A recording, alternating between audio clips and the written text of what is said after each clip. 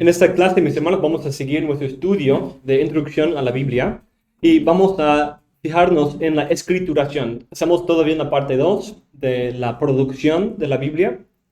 Hemos considerado la escrituración y composición del Antiguo Testamento y ahora vamos a considerar la escrituración del Nuevo Testamento. Pero en primer lugar quiero invitarles a orar conmigo y dedicar ese tiempo al Señor. Oh Señor, gracias por tu palabra, por tener el Antiguo y Nuevo Testamento, que son una guía segura y perfecta para nuestra fe y vida, que nos guían hacia ti, que nos guían a poder aferrarnos de Cristo y obtener en Él la vida eterna. Gloria a tu nombre, oh Padre, por tu misericordia, condescendencia y la sabiduría que nos has revelado. Ayúdanos a entender tu palabra, a poder apreciar mejor la parte humana que tú escogiste usar en la inspiración y la entrega de tu palabra a nosotros, y poder apreciar lo que tú has hecho, a poder darte la gloria apropiada y poder interpretarla correctamente. Oramos todo esto en el nombre de Cristo. Amén y amén. Listo, mis hermanos. Entonces, están ahí el apunte, el manual estudiantil para esta clase. Y vamos a considerar la escrituración del Nuevo Testamento. Vamos a primero ver la autoridad de los apóstoles, que es algo fundamental para entender el Nuevo Testamento, la producción del Nuevo Testamento, y también la autoridad que se entendió detrás de esas palabras y escritos. De ahí vamos a analizar los varios métodos involucrados en la producción del Nuevo Testamento, junto con un breve estudio de las técnicas y materiales para escribir libros o enviar cartas. Entonces vamos a meternos un poco más en detalle en el Nuevo Testamento porque, de hecho, conocemos un poco más acerca de cómo se escribieron esas cosas, porque tenemos toda la cultura greco-romana en ese contexto que nos ayuda a poder entender cómo se escribieron cartas. En qué material se escribió, y podemos describir un poco más esa parte.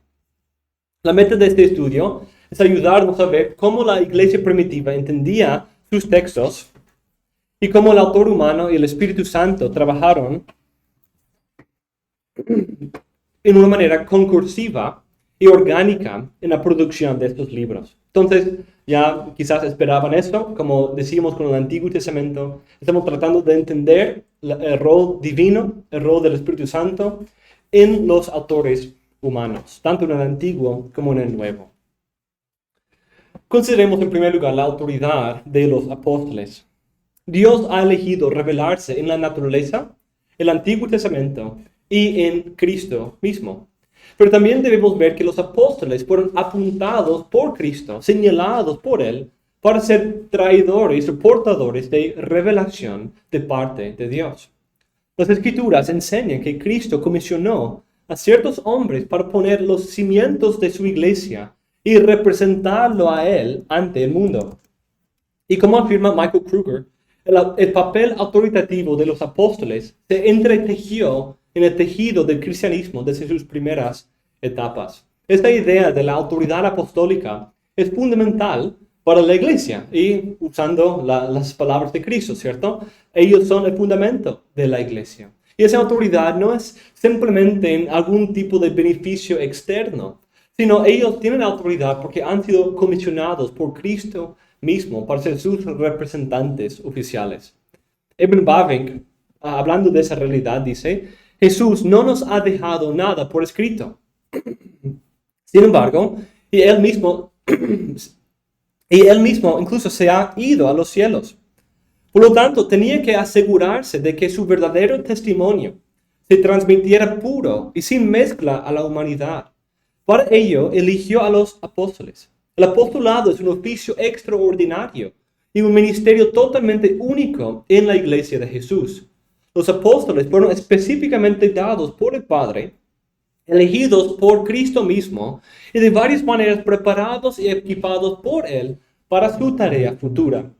Esa tarea era servir públicamente como testigos de Jesús después de su partida. Entonces, este entendimiento de los apóstoles es muy importante para entender cómo sus escritos llegaron a ser reconocidos como autoridad y cómo funcionaron. Ese es algo que viene de las enseñanzas de nuestro Señor Jesús en su último discurso a los apóstoles, preparándoles en algún sentido para esta obra, en Juan 14 a 16, en esos 3 capítulos. Muchas veces pensamos esos capítulos y los aplicamos directamente a nosotros. Y está bien, porque hay muchas aplicaciones para nosotros en esos textos. Incluso cuando habla directamente a los apóstoles, tiene implicaciones para nosotros. Pero hay que entender que parte de eso era algo específico para los apóstoles. Por ejemplo, dice en Juan 14, 26, pero el Consolador, el Espíritu Santo, a quien el Padre enviará en mi nombre, Él os enseñará todas las cosas y os recordará todo lo que os he dicho. Esto es algo que no se aplica tan directamente a nosotros. El Espíritu Santo hace una obra parecida en nosotros, que nos ilumina, que nos ayuda a recordar las cosas de su palabra y aplicarlas a nuestras vidas. Pero aquí Él está hablando de su enseñanza en su ministerio terrenal, lo que Él había dicho a los apóstoles en su vida. Y es eso que el Espíritu Santo iba a preservar en sus memorias, e incluso enseñarles nuevas cosas para que tengan todo lo necesario. Así que no solo prometió a los apóstoles que el Espíritu Santo vendría y les enseñaría cosas nuevas, sino que también se aseguraría de recordar y transmitir fielmente la verdad del Evangelio, que sean testigos veraces. Otro pasaje es capítulo 15, 26 a 27. Cuando venga el Consolador, a quien yo enviaré del Padre, es decir, el Espíritu de verdad que procede del Padre, Él dará testimonio de mí. Y vosotros daréis testimonio también, porque habéis estado conmigo desde el principio. Esa idea de testimonio es muy importante porque ellos eran los testigos oficiales de Cristo, los que eran comisionados por Él para dar testimonio de su enseñanza, su vida, su muerte, su resurrección al mundo. E incluso aquí lo presenta de esa manera, que no es solamente ellos dando testimonio, aunque es así, sino también es el Espíritu Santo dando testimonio a través de ellos. Entonces aquí incluso vemos un poco esa realidad dual que estamos hablando aquí. Ese compañerismo y concurrencia entre el Espíritu Santo y los apóstoles. Mire, ¿cómo lo vemos aquí en ese texto? El Espíritu de verdad que procede del Padre, Él dará testimonio de mí. Entonces, cuando el Espíritu Santo viene, Él va a dar testimonio en y a través de los apóstoles. Pero nosotros, pero no solamente Él, sino también vosotros daréis testimonio también, porque habéis estado conmigo desde el principio. Entonces ven cómo estamos viendo esas 2 realidades. Por un lado, es el Espíritu Santo hablando a través de ellos, dando testimonio de Cristo a través de los apóstoles. Pero por el otro lado, es ellos mismos dando testimonio de lo que, como dice Juan, habían visto, habían oído, habían tocado con sus manos. Están dando testimonio de su propia experiencia, pero es a través incluso del Espíritu Santo hablando por medio de ellos. En Juan 16, 13 a 14. Pero cuando Él, el Espíritu de verdad, venga, os guiará a toda la verdad, porque no hablará por su propia cuenta, sino que hablará todo lo que oiga, y os hará saber lo que habrá de venir. Él me glorificará, porque tomará de lo mío, y os lo hará saber. Me glorificará, porque tomará de lo que es mío, y te lo declarará. En estos pasajes vemos que Cristo comisiona a los apóstoles con su propia autoridad, y que se asegura de que va a enviarles el Espíritu Santo. Además, Juan 17, 20 también parece indicar que ve a los apóstoles como el medio por el cual el mensaje de salvación va a llegar al mundo. En esta oración de Juan 17, que es una oración famosa, tenemos 3 cosas. Tenemos la petición que Cristo hace por sí mismo en los primeros versículos, pidiendo que el Señor le ayude en esa última hora de su muerte, y que Él sea glorificado en su obra, y que Él reciba la obra, y que Él cumpla su palabra al pueblo de Dios por el cual Cristo está entregando su vida. De ahí, a partir del versículo 6, está pidiendo por los apóstoles, específicamente por los apóstoles, por los que el Padre le había dado, esos del mundo que Él había escogido. De ahí, a partir del versículo 20, hay la tercera etapa. Hay Cristo mismo, los apóstoles y los que creen en su palabra por medio de ellos. Mas no ruego solo por esto, sino también por los que han de creer en mí, por la palabra de ellos. Entonces, aquí no está necesariamente hablando del Nuevo Testamento, pero está hablando del hecho de que ellos son los oficiales, los comisionados por Él para entregar el testimonio de Cristo al mundo. Entonces tenemos Cristo escogiendo a los apóstoles y los apóstoles siendo testigos al mundo y el mundo creyendo en Cristo por la palabra de ellos.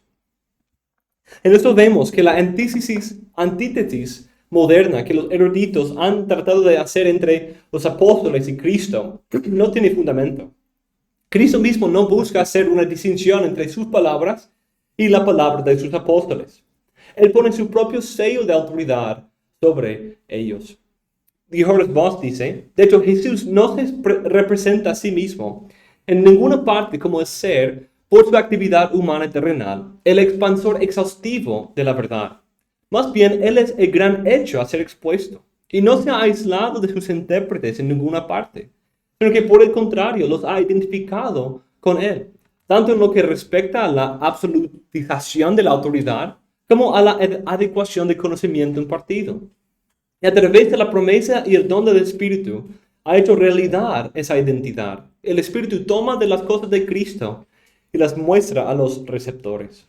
Como en ese texto que leímos de Juan 16, 13 a 14. ¿Cuáles son las cosas que ellos van a recibir? Es lo de Cristo mismo. Están tomando de Cristo y explicándolo, ampliándolo, interpretándolo, dando testimonio de ello. No están yendo en contra de Cristo, no están agregando a Cristo algo que no es apropiado, que no fluye de Él naturalmente, sino es algo que ellos están recibiendo del Espíritu, que lo recibió de Cristo mismo.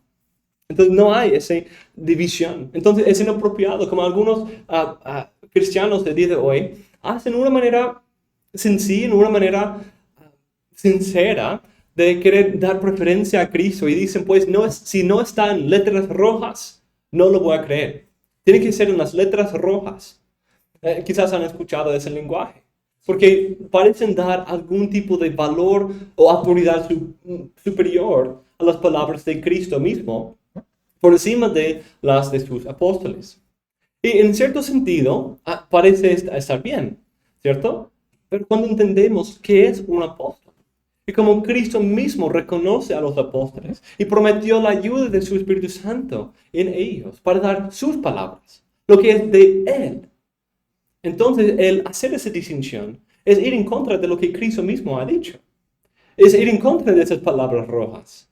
Incluso hay que considerar otro argumento en contra de eso, es de dónde recibimos esas letras rojas. No llegan a nosotros independiente de los apóstoles, sino es el hecho de que ellos están cumpliendo su función de ser testigos oficiales y autorizados de Cristo mismo. Aunque los apóstoles son tan autoritativos como lo fue Cristo, la autoridad de los apóstoles es algo extrínseco. Es decir, son autoritativos no por ellos mismos, sino por Cristo y su comisión y la obra del Espíritu Santo en ellos. Cristo es autoritativo intrínsecamente, porque Él es el Señor, ¿cierto? Es Él quien comisiona. Él tiene el derecho para poder impartir esa autoridad. Pero los apóstoles lo reciben desde afuera, mientras Cristo lo tiene por su propia obra como el mediador.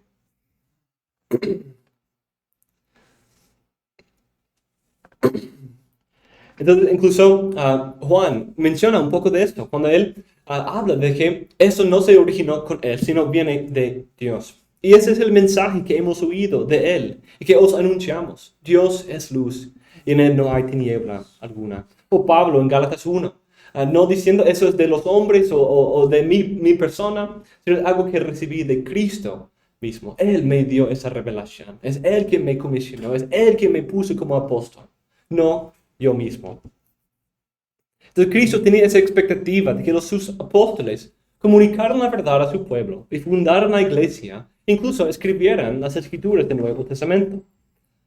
Un autor dice, los apóstoles deberían ser la autoridad de Dios en esta tierra entre el tiempo de la ascensión del Señor al cielo y la finalización de las escrituras del Nuevo Testamento.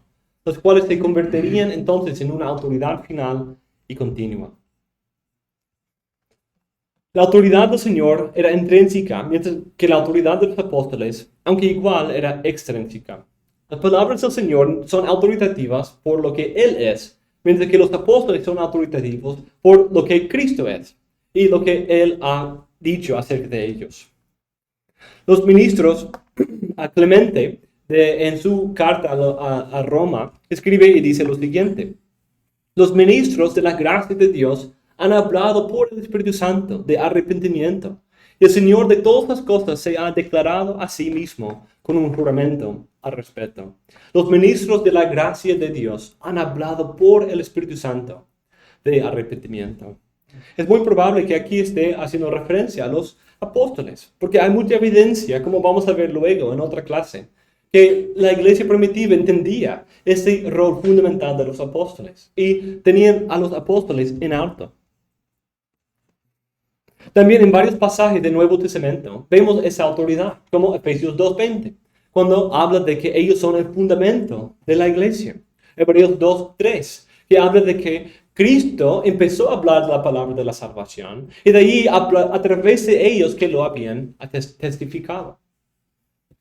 Pablo también reconoce explícitamente el origen divino y autoridad de su apostolado y de su enseñanza. Y esto se manifiesta en una variedad de otras maneras también. B.B. Warfield dice: Cristo ha elegido fundar su iglesia no directamente por sus propias manos, hablando la palabra de Dios, digamos, por ejemplo, en tonos de trueno desde el cielo, sino a través de la instrumentalidad de un cuerpo de apóstoles, elegidos y entrenados por Él mismo, dotados de dones y gracias del Espíritu Santo, enviados al mundo como sus agentes autorizados para proclamar un evangelio que Él puso en sus labios, y que sin embargo su palabra autorizada, que es a través de ellos que Él la habla. Es porque los apóstoles fueron los representantes de Cristo, que lo que hicieron y dijeron y escribieron como tal, viene a nosotros con autoridad divina. La idea de un apóstol es una palabra técnica. La Biblia usa apóstol en dos sentidos. Y los dos sentidos nos ayudan a entender cómo se entiende en cuanto a los apóstoles de Cristo. Hay dos formas de esta palabra: apóstol y apóstol. Entonces, cuando digo formas, no quiero decir que son dos formas griegas. Y de hecho, esa es la razón que produce un poco de confusión. Porque el texto griego usa la misma palabra, apóstolos, para hablar de este apóstol y este apóstol. ¿Y cuál es la diferencia? La A mayúscula. Pero la realidad es que algunos fueron comisionados como los apóstoles de Cristo, para ser sus representantes. Y la Biblia a veces habla de apóstol y habla de apóstol de una iglesia o de parte de alguien más. Y ese apóstol era un enviado, un comisionado, para poder representar a esa persona, esa iglesia, ese grupo, en llevar a cabo cierto deber. Como por ejemplo, cuando Pablo habla de los comisionados para entregar la ofrenda para la iglesia en Jerusalén, usa esta palabra. Había esos comisionados oficialmente que tenían autoridad de parte de la iglesia para representarlos en esos negocios. Entonces, esa idea, apóstol, en su sentido más amplio, nos ayuda a entender lo que significa aquí. Era algo parecido a un poder de abogado, a un poder de representación legal. Cuando nosotros hacíamos nuestras visas para quedarnos aquí en Ecuador, era durante la pandemia y teníamos que hacer muchas cosas en Quito. Entonces, viajar hacia Quito, incluso en cierto tiempo, era no permitido, porque no permitían el viaje interprovincial para muchas personas. Entonces, lo que hicimos fue dar a nuestra abogada el poder de representación de nosotros, que ella podía ir al Ministerio de Interiores o la Migración y hacer esos trámites en mi nombre. Y yo podía sentarme en mi casa y pero era un tipo de apostolado. Yo le había comisionado. legalmente, con una declaración juramentada, que Él podía representarme en esos trámites. Y es algo así como Cristo trata a los apóstoles. No es que Cristo ahora se sienta con sus brazos cruzados, sino Cristo está en su trono, obrando a través de ellos, enviando Él el Espíritu Santo, Él mismo dando dones a su iglesia, algunos apóstoles, algunos profetas, algunos evangelistas y algunos pastores y maestros. Cristo está ejerciendo su autoridad a través de ellos. Para mí era algo pasivo, porque no puedo estar en ella literalmente obrando, pero Cristo a través del Espíritu Santo puede estar activamente en ellos llevando a cabo ese ministerio. Entonces eso es algo que lo hace, algo A. En ese sentido, la iglesia respaldaba a esa persona, le daba su autoridad, le daba el nombre, la autoridad para poder hacer sus negocios y hablar de lo que tenía que hablar. Pero en Cristo, no solamente es esa representación de ser sus testigos oficiales, sino también es la idea de presencia, de que Cristo está presente en ellos por esas promesas del Espíritu Santo que Él les había dado. Entonces, exalta esa idea. Hay la idea implícita de la presencia de la iglesia en la persona enviada. Pero en Cristo y los apóstoles de Cristo hay la idea literal de su presencia personal en ellos por medio del Espíritu Santo. Entonces, pensemos un poco de cómo esos apóstoles escribieron. El hecho es, no todos los apóstoles dieron testimonio, pero no todos los apóstoles escribieron su testimonio. ¿Por qué? No tenemos libros de la gran mayoría de los apóstoles. Pero de algunos, el Señor les dio ciertos dones para poder escribir su testimonio también. Y así servir como los textos autorizados de testimonio de Cristo. Consideremos en primer lugar los evangelios y el libro de Hechos. En cuanto a los evangelios, no tenemos mucha evidencia interna para el autor o metodología de Marcos o Mateo. Pero la evidencia patrística, parece que Marcos escribió a través, como un autor dice, que él era el intérprete de Pedro, que él escribía y recordaba las cosas que Pedro había enseñado. Entonces la iglesia primitiva, e incluso muy cerca de ese tiempo, justo al principio del segundo siglo, da esa tradición que Pedro enseñaba y Marcos puso por escrito lo que él había enseñado. Entonces se conecta con esa autoridad apostólica. Todo el libro de Marcos parece ser de su mano, aunque hay cierto debate sobre los últimos versículos. Depende de la respuesta que uno da al problema sinóptico. Si Marcos es el primer evangelio, no hay evidencia clara de un uso de fuentes escritas o composición, a menos fuera de esa tradición oral de parte de Pedro, su testimonio apostólico. Mateo, por el otro lado, parece, según la evidencia, parece depender un poco del libro de Marcos. Pero el resto del libro puede ser de otras fuentes, de su propia experiencia o incluso de testimonio oral de él y los otros apóstoles. Cristo les prometió a sus apóstoles que iba a enviar el Espíritu Santo para recordarles y usarles en la revelación de nueva verdad. Entonces, el hecho de que, como hablamos la otra semana, el hecho de que pasaron muchos años entre los eventos y esa escritura no debe causarnos tantos problemas. Porque, como dijimos, uno, hay la promesa del Espíritu Santo para ayudarles a recordar esas cosas. Segundo, hay la realidad de que no es la primera vez que recordaron esas cosas cuando lo escribieron, sino ellos lo habían hablado, lo habían proclamado, lo habían testificado en muchos momentos a lo largo de esos años. Y quizás incluso el libro vivió cierto proceso, como vimos en el Antiguo Testamento. Quizás Mateo incluso empezó a escribir sus notas o apuntes durante la vida de Cristo mismo. Y de ahí iba con el testimonio de los otros apóstoles y otros detalles, como las historias que encontramos cuando solo estuvo ahí Juan, Jacobo y Pedro. Esas historias que vienen de parte de su testimonio, ¿cierto? Entonces, pero pudo tomar todo eso y ponerlo en una forma escrita. Juan, por el otro lado, parece presentar una perspectiva complementaria a esos evangelios sinópticos y no demuestra una dependencia de ellos directamente. De hecho, el libro afirma ser de un testigo ocular y ser su testimonio de lo que él había visto, oído y palpado. Dice en Juan 19:35, y el que lo ha visto ha dado testimonio, y su testimonio es verdadero. Y él sabe que dice la verdad para que vosotros también creáis. Esa idea de testimonio que hemos visto.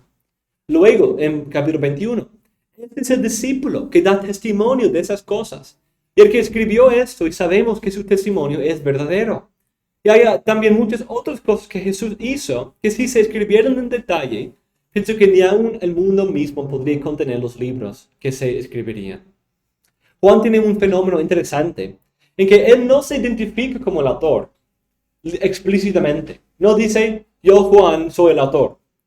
Pero lo que hace es, él da un apodo especial a uno de los discípulos, que aparece en varias partes del libro. Y es el discípulo que Cristo amaba, el discípulo amado. Y al final, en los dos textos citados, él identifica que ese discípulo amado es el autor del libro. Eso indica que su evangelio viene más de su propia vida con Cristo y la ayuda del Espíritu Santo para entender y recordarlo. Entonces aquí encontramos una realidad muy interesante, que él está dando su testimonio y poniéndolo por escrito. Quizás ya teniendo 80 años, alrededor de 80 años, cuando él escribió este evangelio, quizás notando esto y siendo motivado por el Espíritu Santo a poder preservar su testimonio de Cristo antes de su muerte y poder dejarlo por escrito para otros también. El Señor lo movió a escribir y entregarnos las Escrituras. Lucas nos da un poco más de detalles sobre cómo se escribió su carta, su evangelio, incluso el libro de Hechos. Dice en un texto que leímos la semana pasada, por cuanto muchos han tratado de compilar una historia de las cosas que entre nosotros son muy ciertas, tal como nos las han transmitido los que desde el principio fueron testigos oculares y ministros de la palabra. También a mí me ha parecido conveniente, después de haberlo investigado todo con diligencia desde el principio, escribírtelas ordenadamente, excelentísimo Teófilo, para que sepas la verdad precisa acerca de las cosas que te han sido enseñadas. Desde aquí encontramos tres bases en tres cosas, tres aspectos de su escrituración. La compilación de otros evangelios, de otras fuentes escritas al ministerio de Cristo, que pueden ser Mateo y Marcos. Y de hecho, creo que es muy posible. E incluso pueden ser otros. Quizás otros apóstoles o otros discípulos habían escrito algunas cositas también. Pero sabemos que por lo menos tenía acceso a Marcos y Mateo. También tenemos el testimonio ocular, el testimonio de los testigos, de los apóstoles y también los otros, como Pablo habla de 500 que vieron la resurrección de Cristo. Entonces puede ser algunos de ellos también, aunque los apóstoles fueron los comisionados como los testigos oficiales de Cristo. En tercer lugar, vemos su propio proceso de investigación. Que había este testimonio escrito, testimonio ocular, que era, y oral, que era independiente de Lucas. Pero de ahí Lucas pone su propio proceso de investigación, viendo esos escritos, escuchando esos testimonios, incluso quizás buscando otros, como describimos, haciendo preguntas. Quizás una fuente de ese testimonio, María misma, para algunos de esos detalles que, como notamos, es interesante que tenemos acceso a esas historias de Cristo en su nacimiento y cuando tenía 12 años, porque Lucas indica, porque ella guardaba estas cosas en su corazón. Y claro, ella lo hacía, pero también quizás el texto de Lucas es evidente de que en algún momento lo sacó de su corazón y empezó a hablarlo a otros y darse a conocer a otros también. También en Lucas hay otro detalle interesante que algunos han afirmado que Teófilo es más que recipiente de este evangelio, sino que él también puede ser el patrocinador de la obra. Algunos ven que a veces en ese contexto, cuando una obra literaria grande como Lucas y Hechos fuera escrita, sería quizás necesario tener el tiempo, los fondos, los materiales, y alguien de cierto estado económico podía ser el patrocinador para poder dar los recursos, incluso quizás un apoyador del ministerio de Lucas y de Pablo, quizás alguien que participaba de esa manera en eso. Es posible, y debido a su referencia a él como el excelentísimo, que a veces se usa para personas de un oficio elevado en la política o en el ámbito administrativo o político. Era una práctica común y es posible, pero no estamos completamente seguros de eso. Para los que afirman una prioridad de Marcos, Lucas usó a Marcos como una fuente. Y hay varias opiniones sobre otras fuentes escritas también. Otras proponen una fuente Q, otra una fuente L. Q serían las cosas que se comparten con Mateo y Lucas, que son independientes de Mateo, pero vienen de esa fuente Q. Y de ahí la otra fuente L, que era otro texto escrito, que eran las cosas propias de Lucas. Pero esto es una reconstrucción hipotética, que es posible, porque él habla de varios que habían compilado cosas acerca de Cristo. Entonces, es posible, pero porque los mismos que proponen eso presuponen que no usó Mateo. Entonces creo que el uso de Mateo es muy probable. Y cuando llegamos a esas clases sobre esos evangelios, vamos a considerar ese problema un poco más en detalle.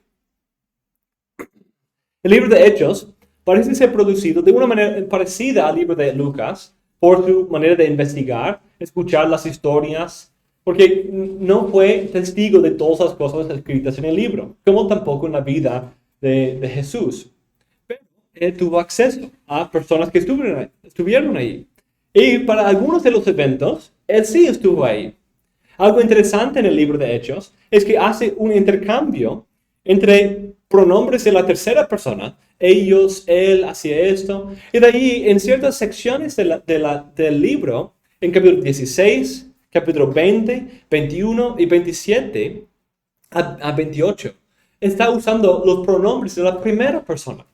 Nosotros salimos, nosotros estuvimos, nosotros apartamos, o salimos, o zarpamos. Entonces hay ese lenguaje que pone a Lucas.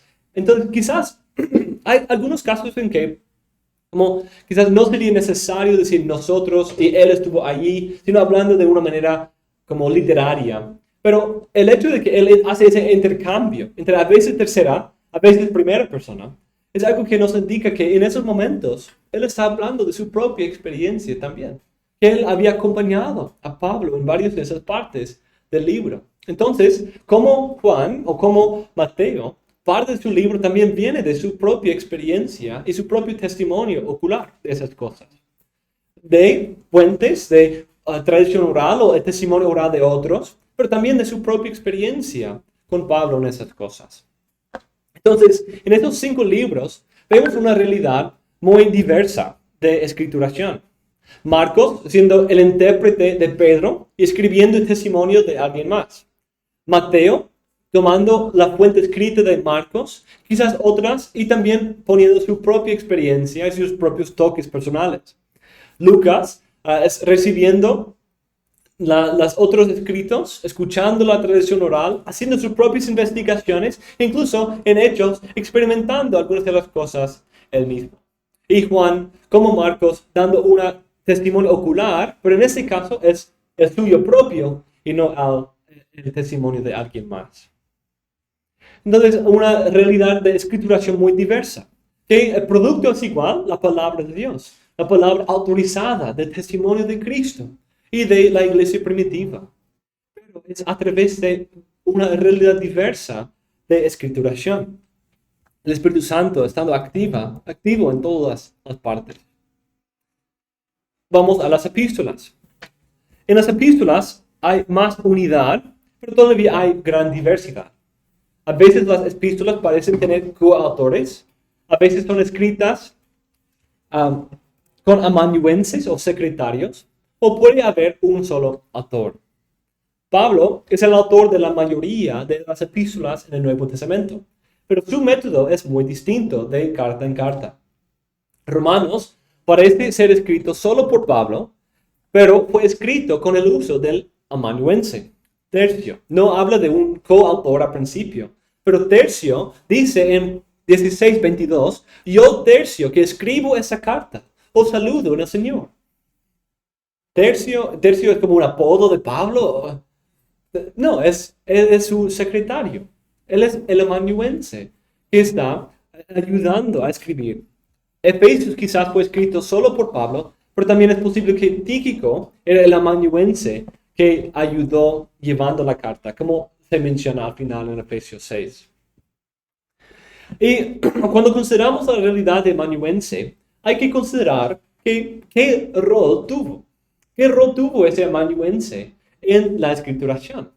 Pues simplemente escuchando las palabras de Pablo, o quizás algunas veces se interactuó en el proceso. Quizás recomendó otra manera de poner cierta frase, o quizás otra palabra para darse a entender mejor. Algunos padres de la iglesia hablan así de Pedro, que él tenía cierto dialecto un poco difícil de entender de dónde venía. Entonces quizás era necesario tener ese amanuense para poder ayudarle a comunicar para un contexto mucho más amplio. Esas son especulaciones, pero porque no sabemos claramente dónde es la obra del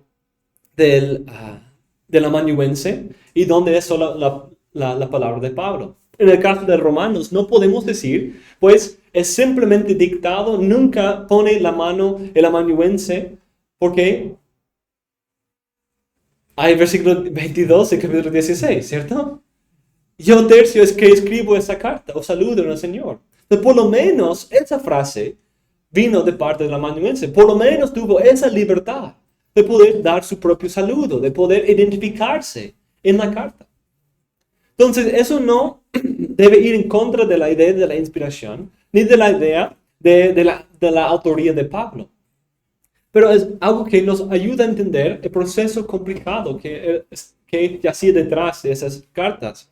Que todo el producto es algo autorizado por Pablo, autorizado por Cristo mismo, y que viene de parte de Dios para ser la guía de la iglesia.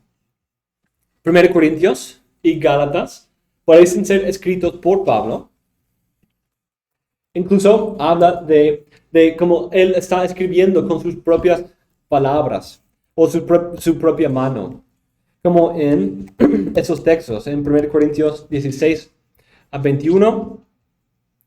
Este saludo es de mi puño y letra, Pablo.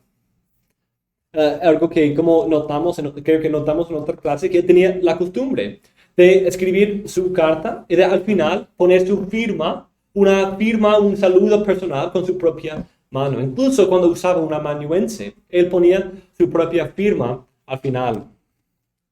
Gálatas también menciona esto en Gálatas 6:11. Mirad con qué letras tan grandes os escribo de mi propia mano. Entonces, obviamente Pablo sí escribió con su propia mano algunas de sus cartas.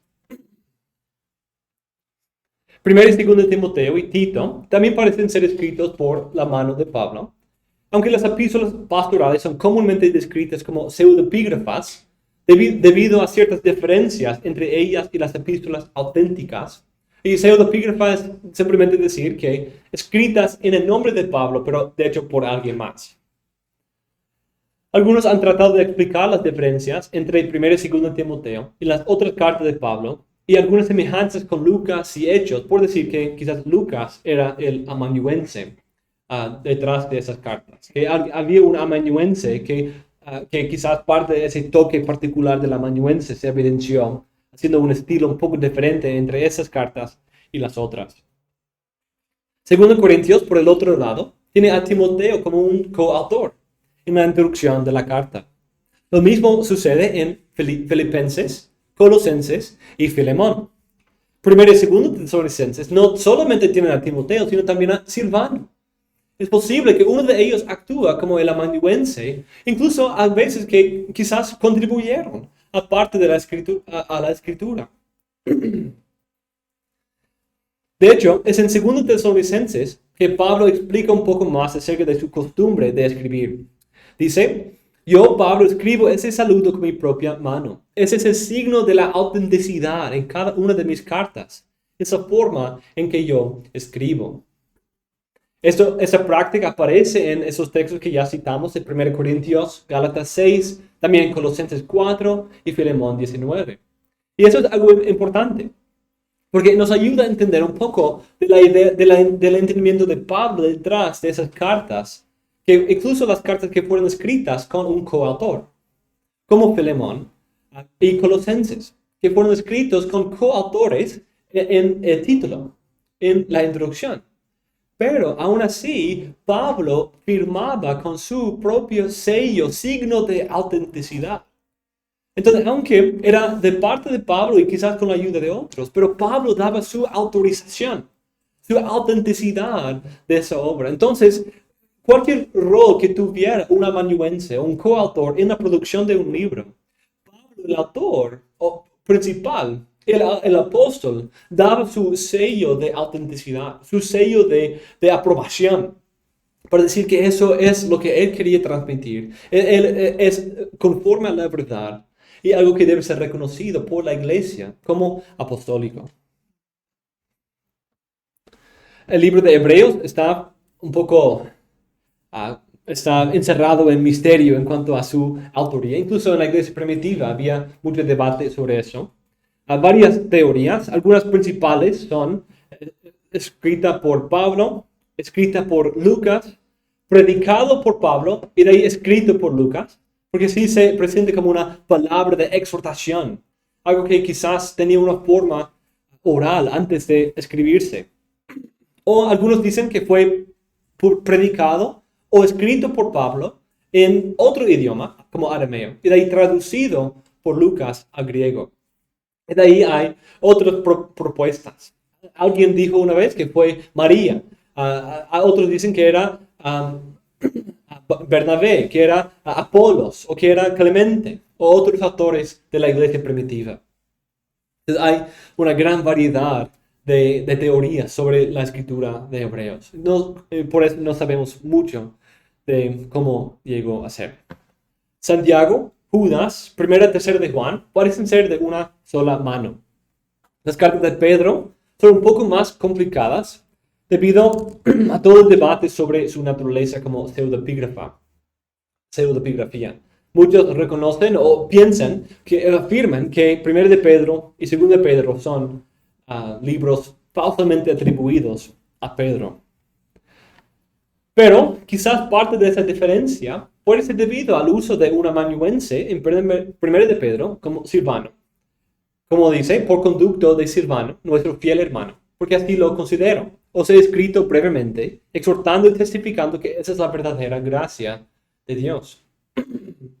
Entonces, Silvano era también quizás el mensajero quien llevó la carta, pero quizás era también el amanuense. Y ese rol del amanuense puede dar razón a ciertas diferencias de estilo entre 1 y 2 de Pedro, aunque hay mucha más unidad entre los dos libros, las dos cartas, que muchos afirman. Otra realidad detrás de esas cartas es Efesios y 1 de Pedro son similares en que parecen haber sido escritas originalmente para varias iglesias. E incluso también el libro de Gálatas, que fue escrita a una región de iglesias, no necesariamente a una sola iglesia. 1 de Pedro es obviamente escrita a varias iglesias y era necesario entonces escribir una copia para cada destino. Quizás con la ayuda de Silvano. Quizás ahí entró la ayuda de Silvano. Él no solamente escribió lo que dictaba Pedro, sino también ayudó a copiar eso, no sé, 10, 12, 15 veces para poder entregar a todas las iglesias de Asia Menor, porque está escribiendo a varias regiones de Asia Menor. Efesios también tiene una variante textual interesante, en que algunos manuscritos, incluyendo los más antiguos, no incluyen la frase en Éfeso. Es algo que ha llevado a varias especulaciones. Algunos han dicho que debido a esa realidad y la falta de muchos detalles personales, como era costumbre de Pablo en otras cartas, Pablo escribió esta carta a varias iglesias y era el trabajo del mensajero llenar el destino en cada copia que él entregó. Entonces, era quizás la carta, la copia que llegó a Éfeso, ahí había un blanco y escribió en Éfeso, o quizás en Laodicea, y dice en Laodicea, para que sea para ese destino. Esa es una reconstrucción posible. El libro de Gálatas también parece haber sido escrita a varias iglesias en una región más que solo a una. Con esa realidad es posible que el autor, con la ayuda de un secretario, o quizás incluso solo, escribió varias copias de la misma carta que se enviaron a sus varios destinos. Finalmente, el libro de Apocalipsis es muy parecido en su escritura al libro de Daniel, en una serie de visiones reveladas escritas por el profeta, pero de una manera muy distinta. Este libro tenía una sección de epístola que tuvo que enviarse a 7 iglesias de Asia Menor. Entonces, quizás incluso él, como en las cartas de Pablo y Pedro, escribió varias copias para esas 7 iglesias. O quizás por su cercanía, se envió una copia, porque es también un libro más grande, y se copió ahí, y de ahí se envió. Esa es otra manera que era posible.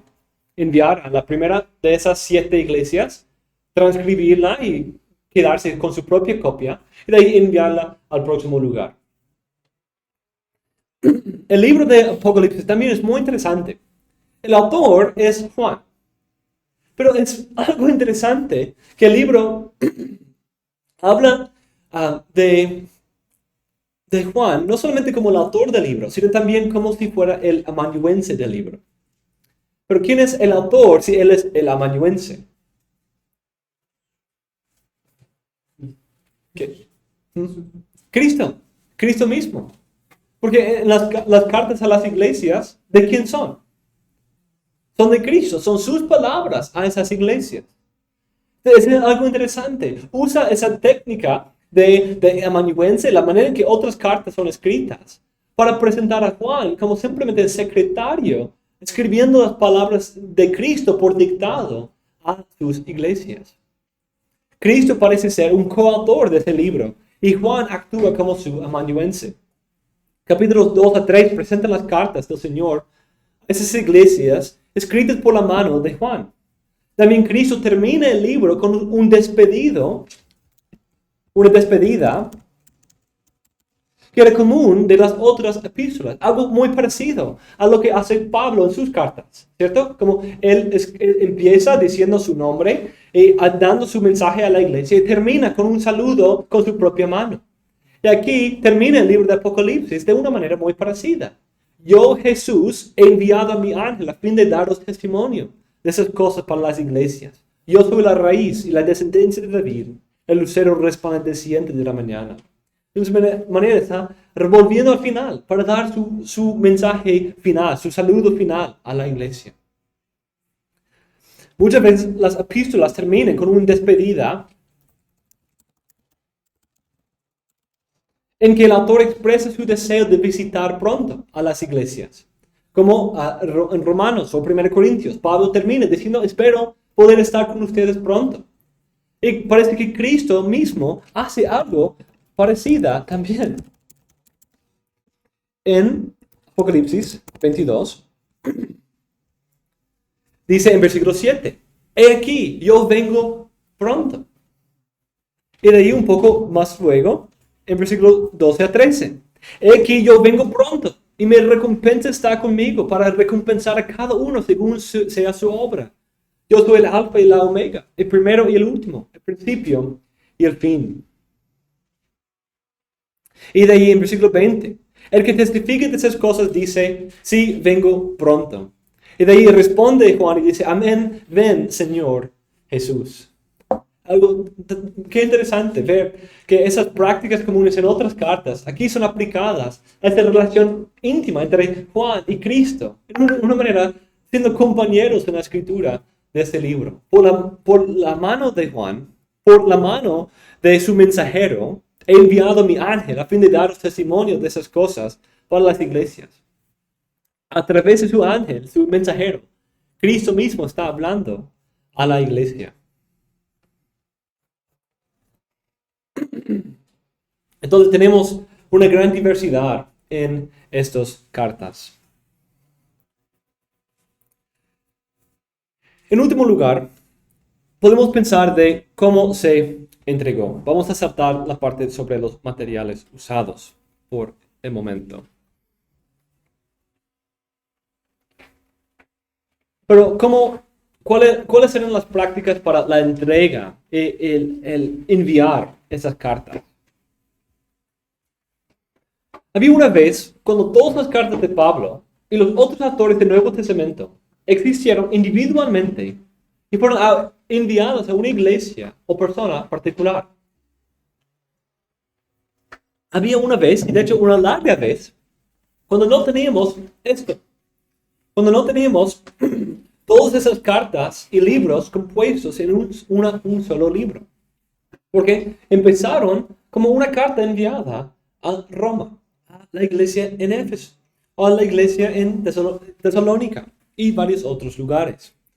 En el primer siglo había un comercio de vender y copiar libros. Pero no hay evidencia que la iglesia haya usado ese medio para la difusión de sus libros. Normalmente el proceso era entre círculos personales, de amigos o iglesias compartiendo las cartas o libros entre sí. Pero normalmente los libros de la Biblia fueron escritos probablemente en papiro o en un rollo o en un códice. Rollo siendo un papiro algo enrollado, códice siendo una forma de libro, con páginas dobladas y de ahí cosidas juntas. Y de ahí fueron enviados por la mano de un cristiano que estaba viajando a su destino. Normalmente una copia fue guardada para el autor y una copia enviada. En algunos casos como Gálatas, Apocalipsis y 1 de Pedro, y quizás también Efesios, varias copias fueron preparadas para enviar a varias iglesias, o por el mismo mensajero, o quizás por varios. En el libro de Colosenses, Pablo no hace varias copias para compartir con varias iglesias, sino manda a la iglesia misma a hacer una copia para poder compartir con otras iglesias. En Colosenses 4:16 dice que una vez leída esa carta, haz una copia y comparte esa carta con otra iglesia. Y la carta que ellos tienen, que sea leída aquí en Colosa. Cuando escribía a varios destinatarios a la vez, es probable que el autor mismo mandó a preparar varias copias del libro antes de enviarse. Al llegar a su destino, la carta fue leída en el culto público. Es posible que algunas iglesias como Roma, Alejandría o Antioquía, como Efesios y otras ciudades, actuaban como centros para la colección de esos libros también. Y otras iglesias en otras áreas podían visitarlas para poder sacar una copia y regresar a su lugar. La transmisión de esos textos fue acelerada por las necesidades misioneras, la interacción entre iglesias y cristianos, y yo creo también por la convicción de su autoridad divina. Además, la realidad del Imperio Romano, con sus carreteras y conexiones viales y procesos que lo hacían más fácil llegar de un lado del imperio a otro. Antes del Imperio Romano habría sido mucho más difícil por inseguridad, por la falta de carreteras y maneras de llegar, por la enemistad entre parte y parte.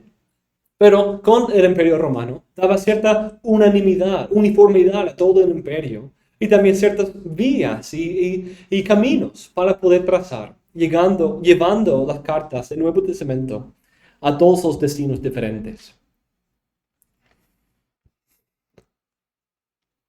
1 Corintios demuestra esa realidad también. 1 Corintios fue escrito en respuesta a una carta escrita por ellos a Pablo.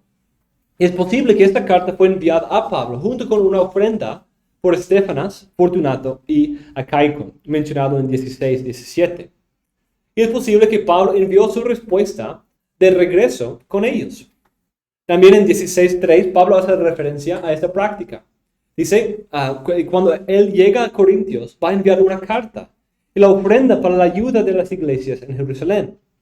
Y cuando yo llegue, enviaré con cartas a quienes vosotros hayáis designado para que lleven a vuestra contribución a Jerusalén. Esa idea de apóstol, ¿cierto? Ellos van a ser enviados de parte de Corinto a Jerusalén con una contribución, con una ofrenda. Y Pablo va a escribir una carta que envíe con ellos. Probablemente una carta de reconocimiento, de recomendación de esos hombres, o esos apóstoles. Pablo envía a Filipenses con su amigo Epafrodito, quien recién se había recuperado de una enfermedad y también quien tenía un gran amor por los filipenses. Efesios parece ser enviado con Tíquico, pero a fin de que también vosotros sepáis mi situación y lo que hago, todo os lo hará saber Tíquico, amado hermano y fiel ministro en el Señor, a quien he enviado a vosotros precisamente para esto, para que sepáis de nosotros y para que consuele vuestros corazones. Primero de Pedro también dice que Silvano fue el mensajero que Pedro escribió por conducto de Silvano. Los libros del Nuevo Testamento fueron difundidos, propagados muy rápidamente. Aunque era poco común tener un interés en textos fuera de ciertos ámbitos culturales, como las élites, parece que entre cada grupo cristiano había algunos alfabetos los cuales promovieron la difusión de los textos y la convicción de que esa es la palabra de Dios. Esa es la palabra de Dios para nosotros.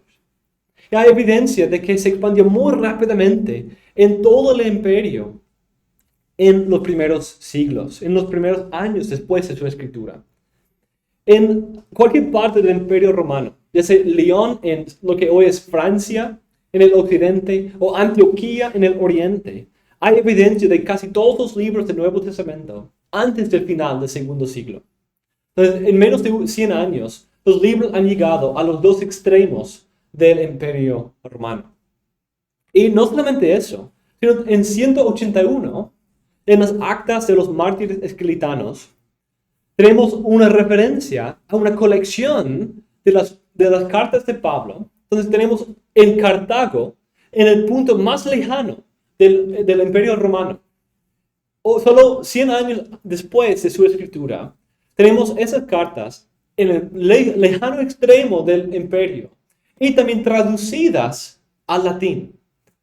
En pocos años, esas cartas habían llegado a otro nivel, otro lugar, convencer tanto a esas personas que estaban dispuestos a dar su vida por esas cartas y traducirlas a su propio idioma, que en esa parte hablaban latín y no griego. En conclusión, podemos apreciar mejor la diversidad en la producción de los varios libros del Nuevo Testamento. Podemos dar gracias a Dios por traernos la Biblia en la forma que ahora la tenemos. Y a lo largo de todo este proceso de escribir, de enviar, de copiar y transmitir y propagar, tenemos la gloriosa realidad de que Dios ha preservado su palabra y ha guiado a su iglesia providencialmente para que tengamos eso en nuestras manos. Debemos recordar que en un momento en la historia estaba siendo cargado cada uno de esos libros en una bolsa de cuero por un cristiano en sandalias que quizás nunca se había duchado.